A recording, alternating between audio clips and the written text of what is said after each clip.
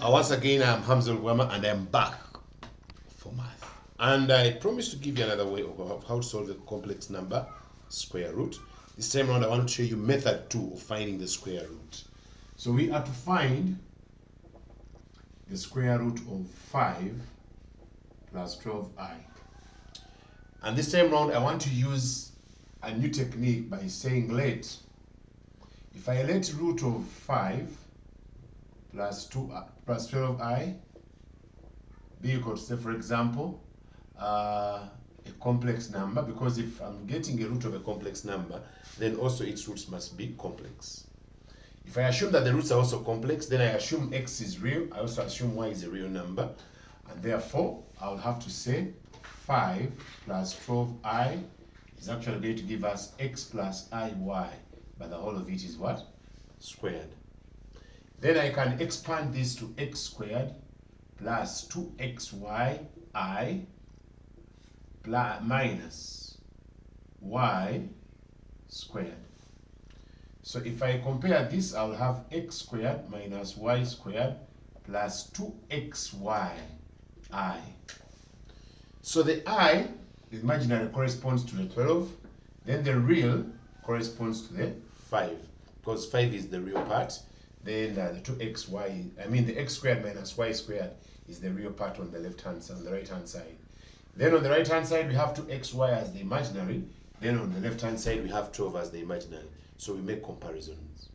So we shall have x squared minus y squared is equal to 5, whereas 2xy is equal to 12. When I lose the 2, xy becomes what? 6. Then from here I can say y is equal to 6 out of x. Then I can substitute back and I attain x squared minus 36 out of x squared is equal to 5. On further simplifying, I'll get x to the 4th minus 36 is equal to 5x to the square. Confirming x to the 4th minus 5x to the square minus 36 is equal to 0. Then we solve the quadratics. If you've been around, we have been solving quadratics, and you look for two numbers which when multiplied you get negative 36. When added you get negative 5. Those numbers are 9, a negative, and a positive 4. So this can be x to the square 4th minus 9x plus 4x minus 36. The answer is 0. This would take me to x, or 9x, in brackets. This is x squared actually. So this will give me x squared into x to the square minus 9 plus 4 into x to the square minus 9. The answer is 0. So I can factor out x squared minus 9 and x squared plus 4 is equal to 0. If two factors are equal to 0, either both of them are 0 or one of them is a 0.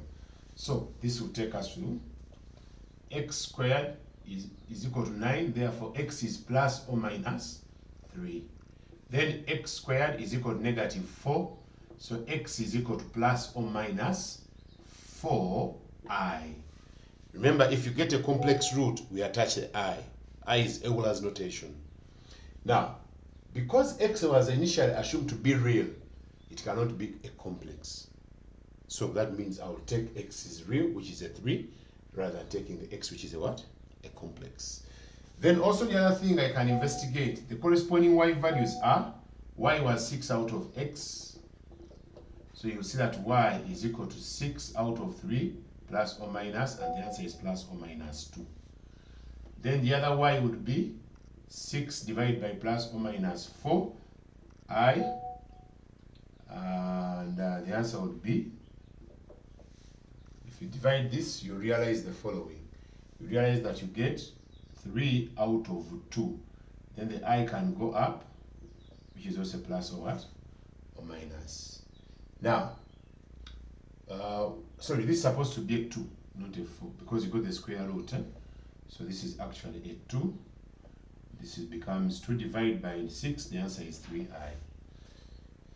So, y was a real number. If I put y here, it will give me a negative. Yet, they already showed you that also if you put here x as being a complex number, this x turns out to be, it was initially identified as a real part, so when you put a complex number, it becomes an imaginary, which is impossible. So it leaves this out as the solution and takes also to leave out that.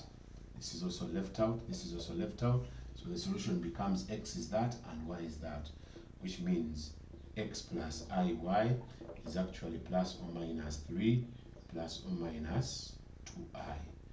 So this can be factorized as plus or minus 3 plus 2i, which is the same solution. If you follow our videos, there's another solution I gave before, or have another technique of solving this using backward expansion of quadratics.